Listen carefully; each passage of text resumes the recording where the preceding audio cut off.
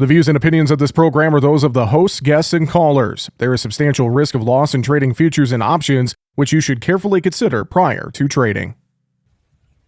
Well, harvest season is mostly wrapping up here across the Corn Belt. There are some areas that are still going through the final rounds, but for the most part here, as we are getting to Halloween, we are closing the books on 2025 and starting up some of that late season fall field work and getting ready for next year. Let's talk about what we've seen from harvest and some folks making decisions for next year already. Let's get some perspective on this. Joining us now, champion seed agronomist in Central Iowa, Brandon Hume is with us here today. Brandon, it's good to talk with you again. Hope all is well. Yeah, thanks for having me. Well, let's just start with a recap of harvest in your area, your territory. I know Southern Rust obviously been a huge impact here in many areas, especially in Iowa. You know, there's a lot of other issues out there we could throw in as well. You know, you hear about tar spot and so many different things. So walk us through what you saw here this growing season and how it's impacted yields one way or another.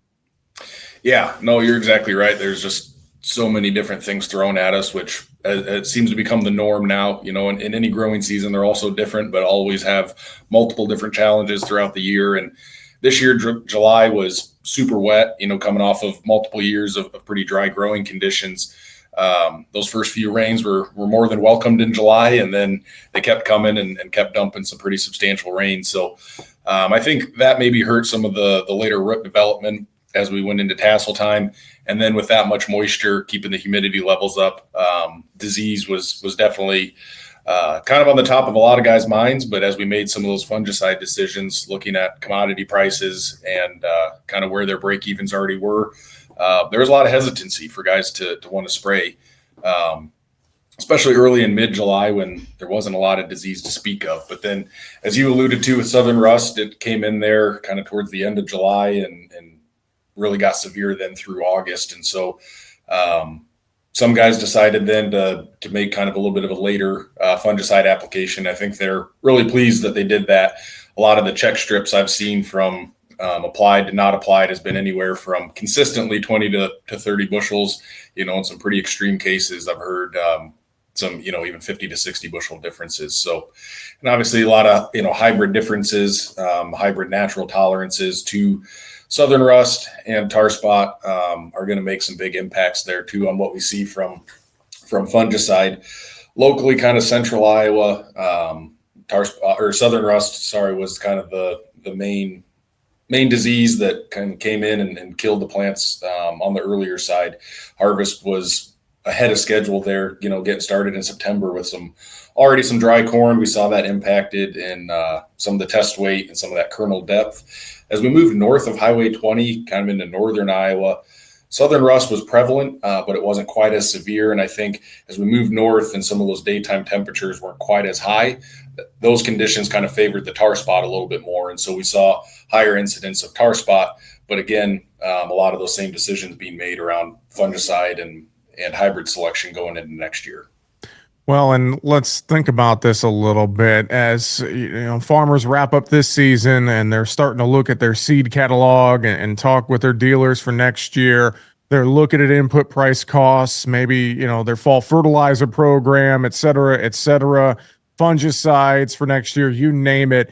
What are some things that folks are going to really have to take a look at and consider as they're making a plan for 2026 with keeping in mind Southern Rust, tar spot, et cetera here, Brandon? Yeah, no. So my advice here this fall and going to be going into this winter with a lot of the meetings we'll put on and discussions we'll be having with growers is let's go with what's kind of that proven strong track record for performance. You know, if we only look at 2025 yield data, hybrids with high Southern Rust tolerance are going to fly to the top of a lot of plots, a lot of our field averages. And so the yield data for this year is really going to select those products out. But Southern Rust doesn't overwinter in our cool or our cold winter climates. And, you know, unlike some of our other diseases that stay in the soil year after year. So we can't say for certain that we will see that again. So we don't want to only swing that pendulum to only have hybrids with strong southern rust tolerance. So really going off of multiple years of data, multiple years of product evaluation and performance, looking at that whole disease package. But to your point, that can be a great way to maybe save some money is by leaning on more of some of the natural disease tolerance ratings for certain hybrids, and maybe being able to get by with spraying less acres with fungicide because some of that's more built into the agronomic package. So, yeah, a lot of decisions, especially with commodity prices where they're at and input costs. Margins are tight, and guys are looking for ways that they can find an advantage. So, Well, and I think about this piece of it as well. Always, when we talk about, making these plans, every farm's different. Everyone's going to have a different perspective on things and what products work for them. But, thinking about just this fall field work as well. And you and I were chatting about this a bit off air. I mean, some folks, do they go back to the soil bank here this fall, things like that? Do they pull back on some of their fertilizer application? I mean, there's a lot of things to look at, but I think, always a good starting point. And you can tell us, talk to us about this as an agronomist, but kind of examine what worked, what didn't work here this season, and even the past several seasons to help make a more informed decision. Right, Brandon?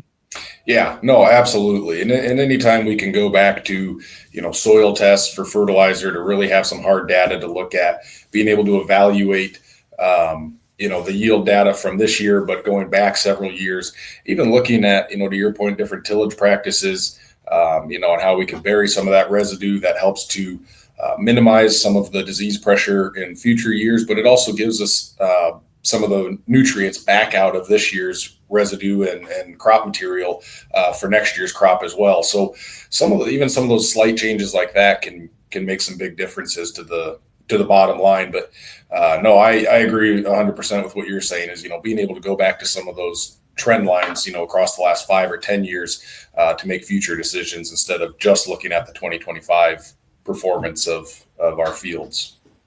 And we talked a lot about diseases and more that impacted us in 2025. Anything on the pest front or the weed front that you saw across your territory, Brandon? Yeah, as far as pests, it seems like corn rootworm beetles seem to be just another prevalent pest that gets harder and harder to control, especially using a lot of the same methods year over year. So I know, talking to a lot of growers, it sounds like maybe rotation might also be back in the cards for helping bring some of the total input costs down for their farm operation, instead of some of that continuous corn on corn acres. But in Iowa, we grow really good corn, and so the corn acres are there. The corn rootworm beetles are a prevalent pest. So just making sure we're rotating our modes of management, whether it be traits, insecticide, planter applied, or in season. So that's kind of one of the main ones I see. Another one that doesn't get mentioned a lot is the Japanese beetles. They're not a huge prevalent pest that we talk about year in and year out. But when we see them, especially the early July, kind of right before tassel, when I see them, I do get a little nervous because they can do some extensive damage clipping on silks and hurting pollination that way. So those are a couple pests I'd keep an eye out for.